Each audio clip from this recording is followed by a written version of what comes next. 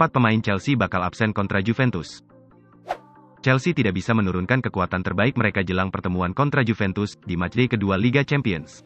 Saat 4 pemain pilar kini telah dipastikan absen untuk kunjungan ke Turin, pada Kamis tanggal 30 September dini hari waktu Indonesia Barat.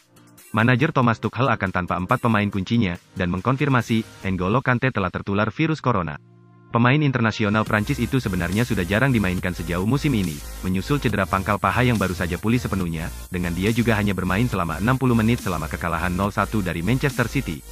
Bahkan dengan usianya sudah 30 tahun dan beberapa kali terkendala masalah kebugaran, laporan baru-baru ini menyebutkan bahwa Chelsea siap mempertimbangkan penjualan N'Golo Kante pada musim panas 2022 mendatang, sebelum kontraknya berakhir pada tahun 2023. Selain gelandang internasional Prancis itu, juara bertahan juga akan tanpa Christian Pulisic, Mason Mount, serta Reece James, yang juga tampaknya akan absen dalam laga berikutnya, dalam perjalanan tandang ke Saint-Mary's menghadapi Southampton di Premier League karena cedera pergelangan kaki. Christian, Reece, Mason akan absen karena cedera. Reece masih sangat kesakitan, ini soal manajemen rasa sakit, dan sepertinya itu akan membutuhkan waktu setidaknya 1 pekan untuk pulih.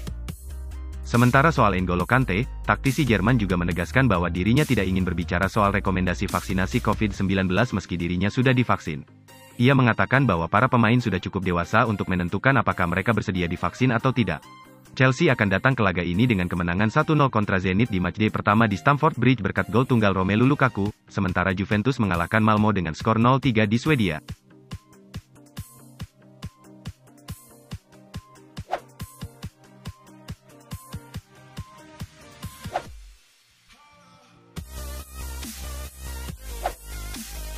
Jorginho pastikan dibeli Chelsea bukan karena faktor orang dalam. Serangkaian kabar miring menyertai saga transfer Jorginho ke Chelsea pada musim 2018-2019 lalu. Jorginho dinilai dibeli The Blues karena faktor orang dalam, yakni manajer Maurizio Sarri. Jorginho datang ke Chelsea tak lama setelah klub mengumumkan kesepakatan dengan Sarri. Nah, sebelumnya, Sarri dan Jorginho membela klub yang sama yakni Napoli selama beberapa musim. Chelsea harus menggelontorkan dana dalam jumlah yang besar pada Napoli untuk bisa membeli Jorginho. Sang gelandang dibeli dengan harga 57 juta euro. Nilai itu cukup mahal untuk membeli Jorginho.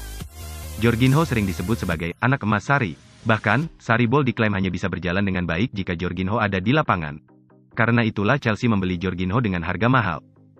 Karir Sarri di Chelsea hanya seumur jagung. Sebaliknya, ketika Sarri pergi, Jorginho bertahan di Chelsea. Kesulitan pada era Frank Lampard, Jorginho mampu membuktikan kualitasnya bersama rezim Thomas Tuchel.